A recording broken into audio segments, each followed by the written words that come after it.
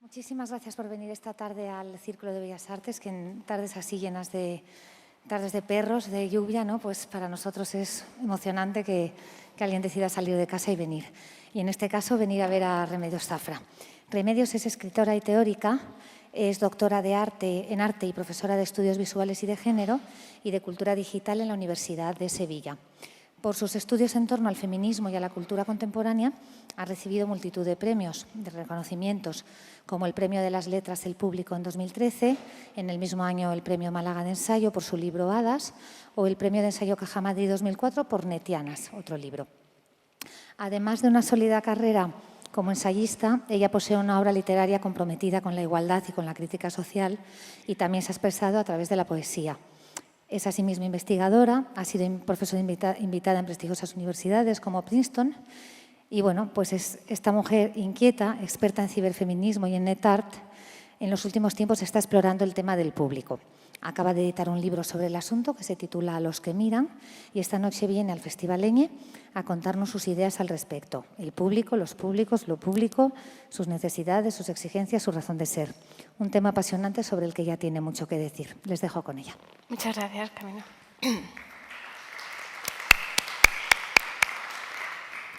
Bueno, muchas gracias a Camino, a Marta, si nos está escuchando o nos escuchará después, y sobre todo a las personas que habéis dedicado y vais a dedicar un tiempo de un viernes por la noche a estar en este magnífico lugar, Círculo de Bellas Artes, y además a estas horas. Acabamos de comentar que para mí es la primera ocasión en la que imparto una conferencia de noche, pero me ha recordado a una cita que utilizo en mi libro Un cuarto propio conectado, en la que sugiero que debiéramos hablar más en las madrugadas. Aunque no sea madrugada y sea noche, pero empieza a un ritmo un poquito más lento, no solamente porque sea de noche, sino porque es viernes y tendemos a ralentizar todo aquello que nos ha tenido más angustiados, más preocupados durante la semana. Sobre esa angustia, ansiedad contemporánea y, como veis, sobre pantallas, tiene que ver lo que quiero compartir con todas vosotras y con todos vosotros. Vamos a hablar del público en la pantalla.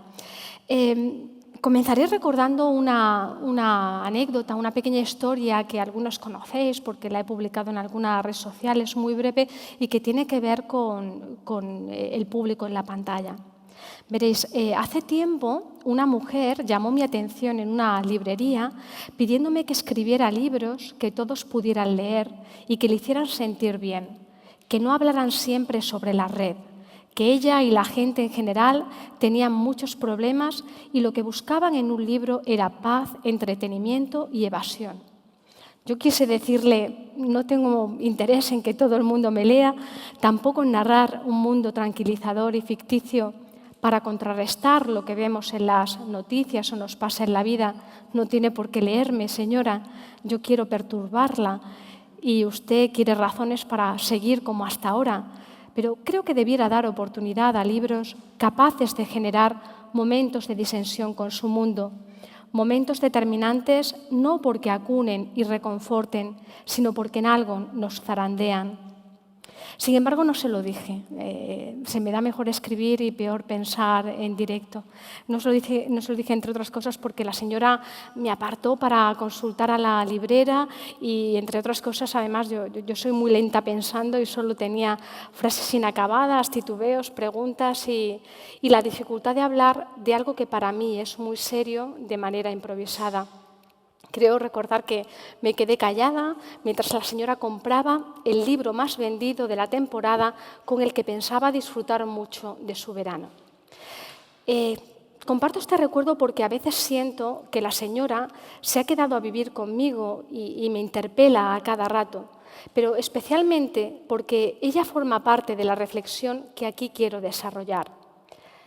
Me parece que la demanda tranquilizadora de un público ansioso buscando obras que repitan, aplaudan y refuercen sus formas de entender la vida es sintomática de una época que penaliza el tiempo para pensar, que lo penaliza considerándolo inútil, una época que tiende a sustituir la filosofía y el disentimiento por ansiolíticos, Una época acostumbrada a demandar a cada práctica un botón concluyente llamado de muchas maneras. Pongamos apagar, cerrar, salir, desactivar.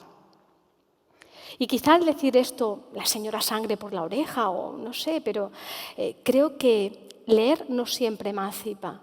Que un mundo donde todos leen lo mismo, lo más vendido, lo más visibilizado, no es un mundo diverso ni un mundo mejor. Que hay libros que refuerzan mundos y otros que punzan y los hacen reflexivos. Pero quisiera decirle a la señora no se equivoque, no hablo solamente o no hablo de sesudos libros.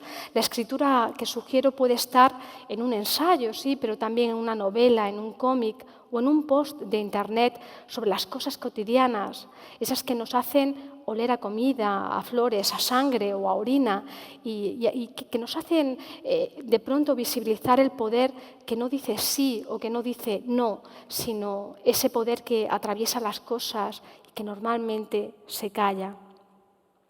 Como habréis advertido, mi posicionamiento como escritora no merodea el interés estético, lúdico o balsámico de la escritura, sino más bien la carne política y crítica con que algunas escrituras nos ayudan a pensar y a evitar la complejidad de la época. Porque creo que la época nos dice cosas al oído, que el público hoy es muy distinto al de hace un siglo, al de hace una década. Creo que el mundo ha cambiado y las transformaciones tienen que ver inevitablemente con nuestra vida en las pantallas, con otras formas de escribir y leer desde este mundo en las pantallas. Comencemos entonces. Como veis, esta noche somos público enmarcado. Hay una cámara que aparentemente os graba, pero solamente está emitiendo para que no solo me veáis a mí, sino que también os veáis a vosotros mismos. Realmente nadie os graba, solo estáis siendo vistos por vosotros.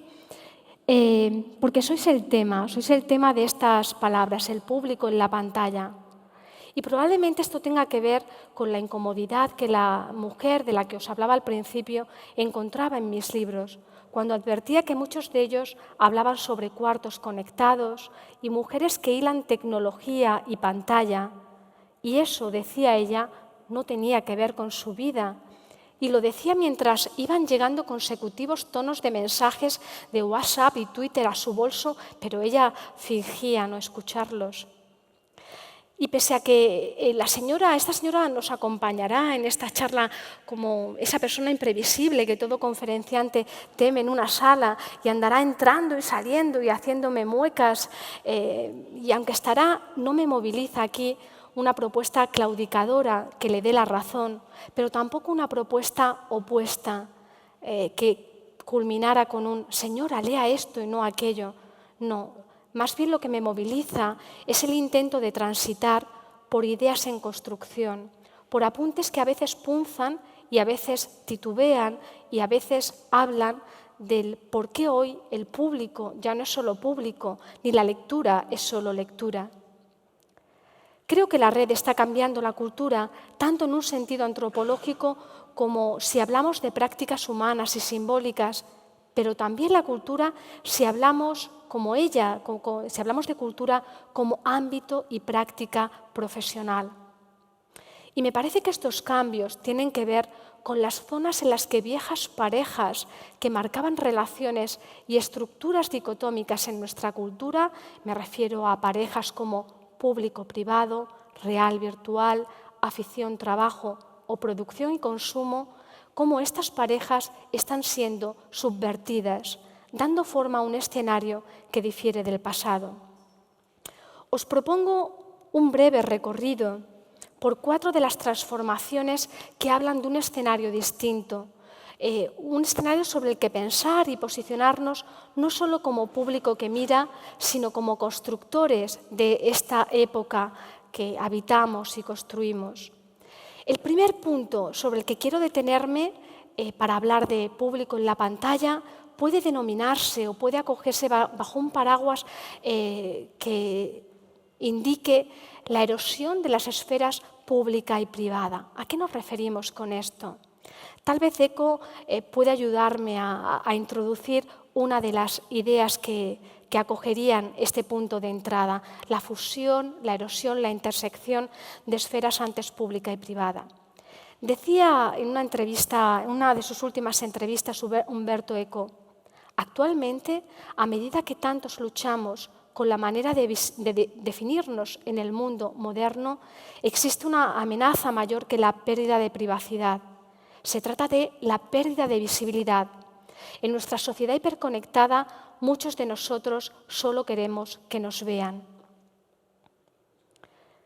Curiosamente, esa parcela de vida cuya protección ha caracterizado las sociedades pre-Internet, me refiero a la intimidad, es hoy visibilizada con normalidad, naturalizada en las redes y buscada como forma de reivindicar una existencia en el mundo, como si ser en el mundo implicara cada vez más ser visto en Internet. Años ya presenciando una asentada erosión de las esferas pública y privada, esferas tradicionalmente relacionadas con la producción y la reproducción de mundo, a su vez con la masculinización y la feminización de distintos espacios de la cultura que han conllevado ejercicios de significación y valoración de las vidas y de los trabajos diferenciados a un lado u otro de eso que hasta hace poco y aún hoy llamamos hogar. Hoy los espacios privados conectados se han convertido en cosa pública, una suerte de cuartos propios conectados donde sucumbir o no a la seducción del entretenimiento inagotable de las pantallas, donde acceder, donde ver y donde ser vistos. Pero este escenario público-privado pone en juego los nuevos límites de la presentación y de la representación del sujeto en las pantallas, disolviendo las clásicas diferenciaciones entre real y virtual. Pongamos, por ejemplo, un niño superviviente en un accidente de avión pregunta desorientado al equipo médico que le atiende si ¿ha acabado ya la película? Un terrorista yihadista graba una decapitación y la envuelve en imaginería hollywoodiense, devolviendo a Occidente realidad en papel regalo de ficción. Un youtuber se jacta de ser él mismo en el salón de su casa frente a sus miles, quizá millones de seguidores. Una joven finge espontaneidad en la 20ª misma foto posada con matizado mohín que sube a su Instagram. La realidad está revalorizada en el mundo virtual. En Internet todo quiere ser presentado antes que representado. Todo quiere ser presentado en tanto garantía de real y lo real en tanto garantía de valor. No es inocente que las industrias digitales refuercen la petición de estar en la red acreditando nuestra vida con fotografías y vídeos que nos vinculen más al mundo material y que en su publicación generen vínculos como parte de un organismo líquido, creando esa nueva necesidad de volver allí donde nuestro mundo está derramado, crear esa necesidad de volver allí donde todos saben nuestro nombre. Acostumbrados a la plena disponibilidad de los otros en la red, a una sociedad confesional que incentiva la propia exposición en público como la más potente prueba de existencia social, exponernos parece hoy una condición que automática o conscientemente muchos aceptamos. Los límites que socialmente establecemos para visibilizarnos no ya tienen que ver con lo que tenían o con lo que eran hace unas décadas. Buscamos visibilidad como juego de luces y sombras cuya regulación pareciera meramente cosa nuestra, repito irónicamente, entornando los ojos ante el sol cegador de mi pantalla y el mundo de dispositivos y cámaras latentes en esta sala y nunca claramente apagadas. Esta noche estamos en el centro de Madrid, parece que una cámara nos graba. Tener parte de nuestras vidas digitalizadas caracteriza a muchos de quienes habitamos a este lado del mundo en el siglo XXI. Y en gran medida esto es distintivo, pues anuncia el advenimiento de nosotros como otros, de nosotros al lado de nuestras representaciones en la pantalla. Tranquilos, la cámara emite aquí, pero no os graba. Verlo todo proporciona el placer de acceder al mundo. Lograr ser visto proporciona el placer de una existencia acreditada en un contexto de virtualidad extrema. Es necesario moverse entre la masa para ver si el que está ahí en la pantalla es uno mismo o es otro. Hoy todos queremos que nos vean como forma de existir en el mundo. La privacidad ya no es el límite antropológico que era en el pasado. En algún momento de nuestra historia reciente pasamos por alto que la elección era ya vivida como exigencia, que difícilmente una vida comprometida con la época podía mantenerse al margen y obviar la inmersión inclusiva y socializadora en el universo de imagen construida tecnológicamente, hacerlo como parte de una vida normalizada en las pantallas. La tecnología ha acelerado primero la estetización derivada de la extrema visualidad de la obra y luego una inmersión absolutamente normalizadora. Este apartado, este punto de entrada 2, tiene que ver con el público en la pantalla como multitud en la pantalla. Parece que la potencia de la nueva colectividad online, cuando hablamos de creación contemporánea, nos situará en un mundo fascinante y decididamente diferente para la colaboración, la creatividad y la participación comunitaria no limitada a la presencialidad. Pero no cabe olvidar que la mediación se produce frente a nuestras pantallas. Habitualmente esa mediación acontece frente a nuestras pantallas, solos frente a ellas, como multitud de individualidades habitando nuevos marcos que nos condicionan. Por un lado, las máquinas que nos graban y miran. Por otro, la más distintiva de la contemporaneidad, por otro, por millones de máquinas individuales pensadas para unos ojos que miran y para unas manos que teclean. Pensar en el conjunto de esa multitud de individualidades conectadas a uno de los muchos dispositivos más o menos móviles que nos convierten en mundo en red, nos devuelve la pregunta por lo que somos conectados. Quiero decir, juntos, no ya aquí en esta sala, sino juntos frente a nuestros dispositivos móviles. ¿Somos una muchedumbre? ¿Somos una multitud? ¿Somos pueblo? ¿Somos un nosotros? ¿Algún tipo de nosotros?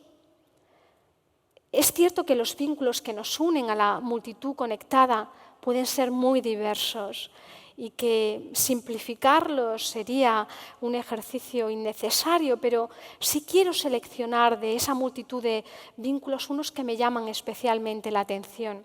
Me refiero a un tipo de vínculos ligeros que hablan más de afinidades y no tanto de identidades cuando estamos conectados como multitud en Internet.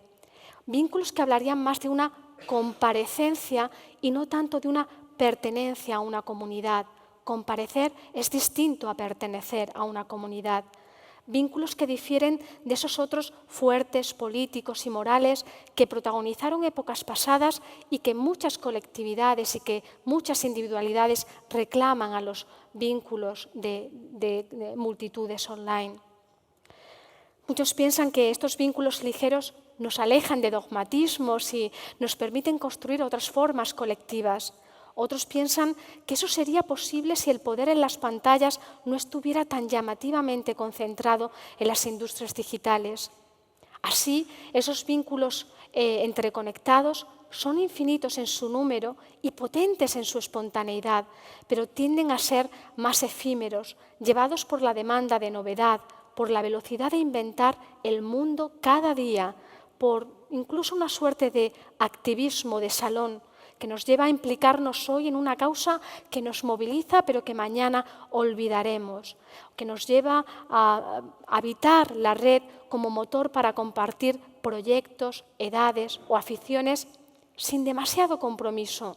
Si algo duele, no olvidar la existencia de un increíble botón que permite cerrar, apagar, salir, desaparecer, desactivar. una de las características que más me llama la atención de la cultura red es el ser una cultura desactivable, que siempre aparece este botón posible para interrumpir nuestra vida online. No es baladí que estos vínculos se presenten como los más apropiados para el nuevo poder que parece estructurar la cultura red. Me refiero al poder de las industrias digitales, a las que yo en no pocas ocasiones denomino industrias del yo.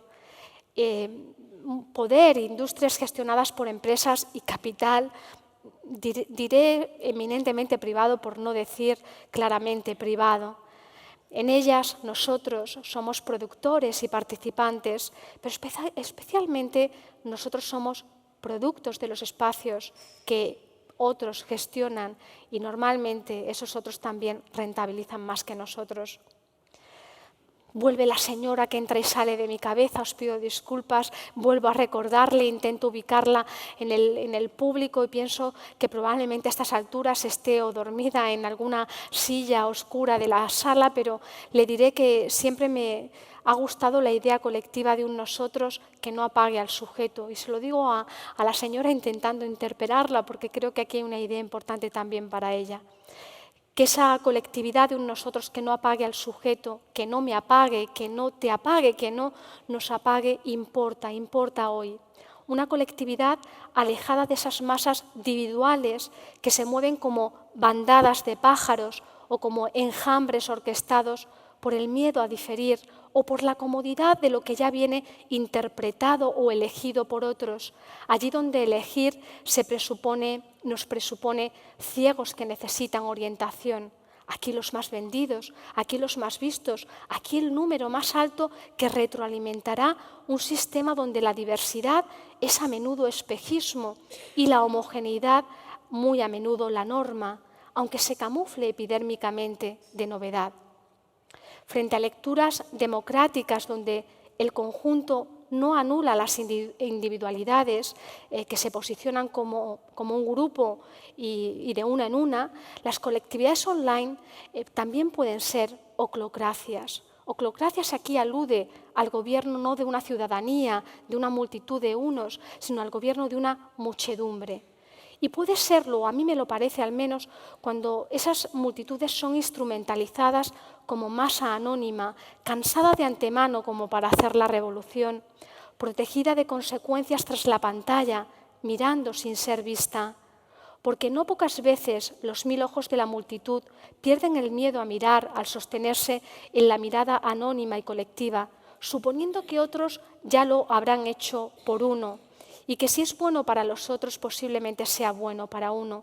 Y me parece que la pérdida de autonomía derivada del exceso de mundo representado impulsa una delegación creciente en el automatismo que supone invitarnos a formar parte de todo, a entretenernos un rato opinando sobre todo como quien reparte clics allí y aquí como quimera inclusiva en lo banal. La señora me reivindica que ya está bien, que deje de decir palabras que no entiende, que quiere relajarse, que pensar duele. Así que voy avanzando y introduzco este tercer punto de entrada y le digo que atenta, señora, pues creo que esta es una cuestión dolorosa en la transformación que la red propicia en la lectura y escritura hoy y que le interesará escucharlo, porque es una cuestión básica que todos seguramente tenemos clara, pero que es importante para argumentar cómo la velocidad y la abundancia son categorías que contribuyen a hacer un mundo conservador en el mundo en red. Me refiero a cómo la intersección de esferas de producción, recepción y distribución en Internet permite que, más allá de ser meros usuarios, público y lectores, por fin podamos ser productores, participar del mundo con todas aquellas historias y voces que antes no formaban parte del imaginario, contar y hacer circular, pero también acceder a lo que cuentan otros, antes limitado por espacio, época o cultura.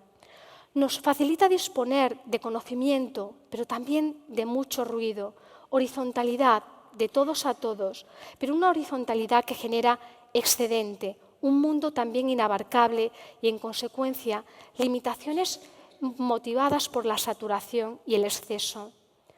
Y no deja de resultarme llamativo cómo, huyendo de viejas formas de poder y jerarquización del pasado, la red nos devuelve otras formas de poder camufladas en las herramientas de posicionamiento y visibilización que hemos interiorizado, que nos funcionan como lentes del ver, pero haciéndose ellas invisibles.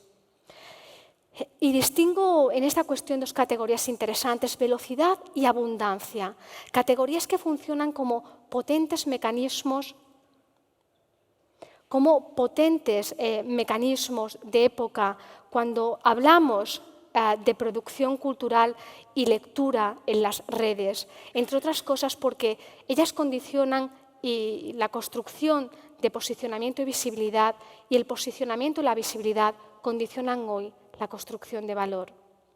La hipervisibilidad que conlleva la abundancia es también hoy una forma de ceguera. La letra está muy pequeña, pero podréis leer espacio intencionadamente en blanco en esta imagen. La abundancia favorece nuevas formas de valor sustentadas en la primacía de lo más visto, equiparado hoy a menudo con lo más valioso, sin advertir que lo más visto congrega un amplísimo abanico de posibilidades que oscila entre lo más esperpéntico, lo bello, lo morboso, lo cómico, lo trágico. ¿Y acaso lo cuantitativo es suficiente, significativo, bueno, para otorgarle el máximo valor?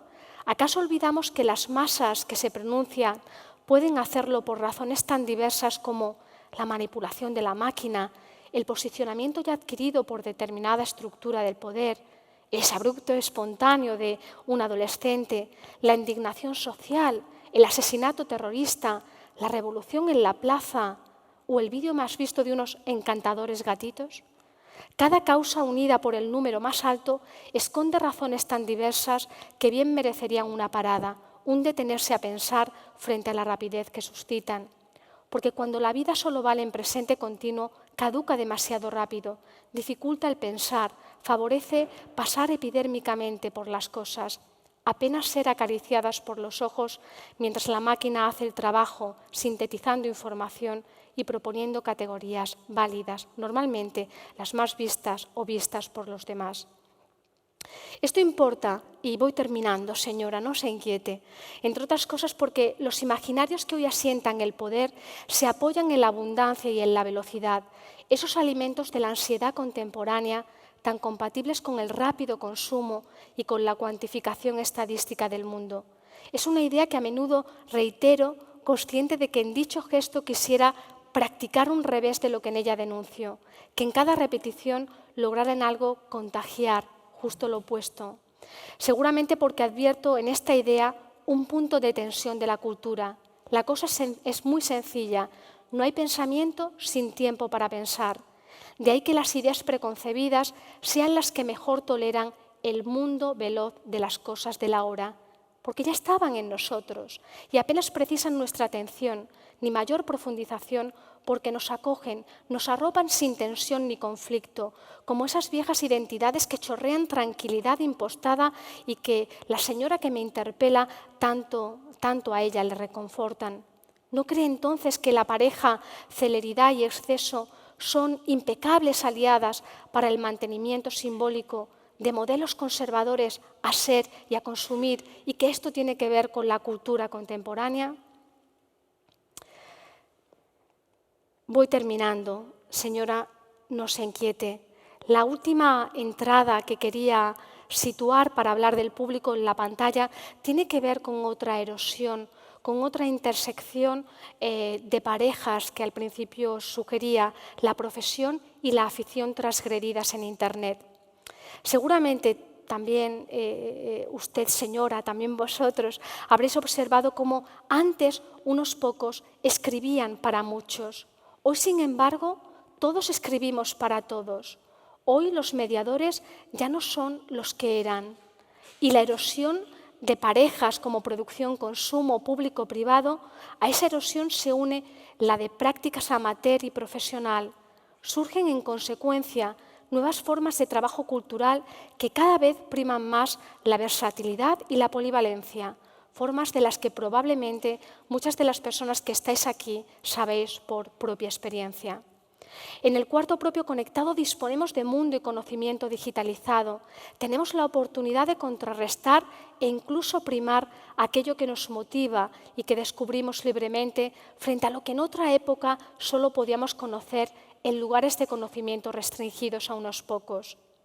Más allá de la visibilidad reducida con la que Roland Barthes en el siglo pasado acotaba la idea de afición como aquello que se hace y se muestra al círculo cercano de familiares y amigos, hoy la visibilidad como parte de esta afición y como parte de esa forma de crear ha sido transgrede el círculo cercano, pero también las clásicas formas de trabajo material y de educación formal.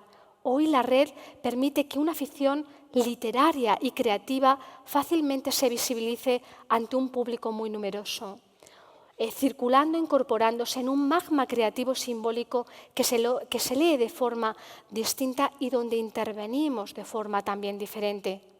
Pasa entonces que el público en Internet no está formado por sujetos que escuchan, miran, leen y asimilan información, sino que el público hoy construye, se apropia y resignifica conocimiento. El público tiene pasiones, deseos, ojos que miran y manos que teclean. El público también escribe, también piensa, interviene y crea.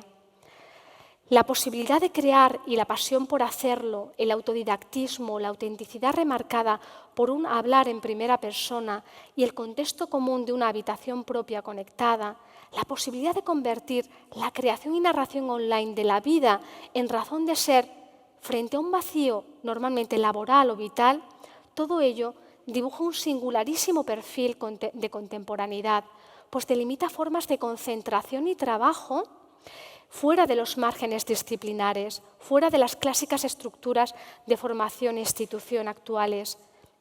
No se precisa estudiar filología para escribir, no se precisa estudiar comunicación para comunicar. El conocimiento libre pone un espejo a la institución y si la institución escucha, tal vez comience a transformarse.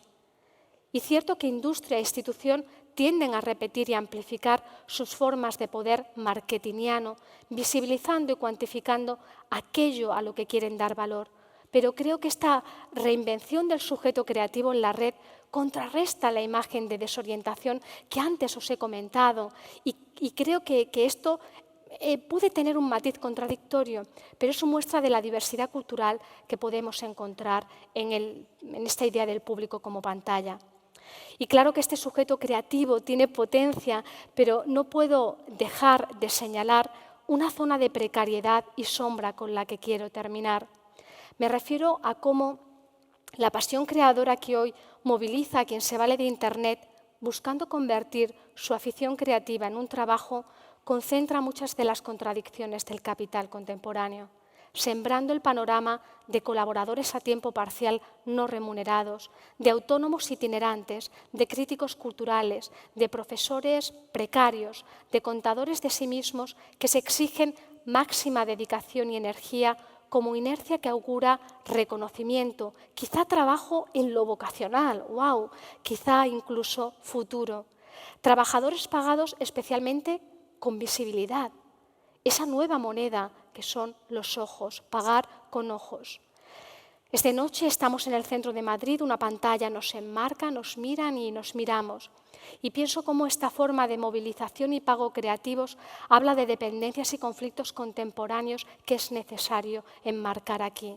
En esta parte del mundo, después del trabajo doméstico y de cuidados, esa increíble multitud silenciada de trabajadoras afectivas controladas, me parece que el trabajo creativo contemporáneo, que en este país yo ampliaría marcadamente aparte del académico, ese otro mundo que intenta despojar de alma la escritura muy a menudo, supone nuevas formas de explotación y un alto índice de trabajo creativo no remunerado. Entonces algo pasa cuando, frente a muchos que convierten su afición en trabajo en las redes, no pocos trabajadores culturales sienten que su trabajo es hoy convertido en afición, porque les dicen, tu trabajo es un trabajo muy bonito, pero tu trabajo no es empleo, tu trabajo es afición, que su producción es consumo, que son público enmarcado y no sujetos. A estas alturas, la señora comienza a generarme ya una insoportable ternura, pero se ha ido, no ha querido escuchar, porque lo sabe que ya forma parte de todo esto, que su trabajo no es considerado empleo como el de muchas de las personas que trabajan en el contexto cultural, que el mundo que vive no le gusta, pero le angustia cambiarlo. Y yo derivo, sin querer polarizar, pensando cómo los libros sirven, ayudan, nos valen. Me refiero a cuando los libros son capaces de interpelarnos y preguntarnos, no ya si vamos a elegir una novela, un ensayo, una biografía, un ebook o un cómic, no ya elegir un formato o un género. Me refiero a cuando nos interpelan y nos hacen elegir entre formas creativas y formas de domesticación. Pienso que es esto lo que cambia las cosas. Esta noche el público está dentro y fuera de la pantalla. En breve pulsaremos un botón que os apagará, pero quizá hayamos pulsado otros pequeños botones que os animen a llevar las reflexiones más allá de la pantalla y hacer pensativa la cultura contemporánea que en este marco que es la pantalla hemos querido hacer mínimamente pensativa. Muchas gracias por escucharme y por vuestro tiempo.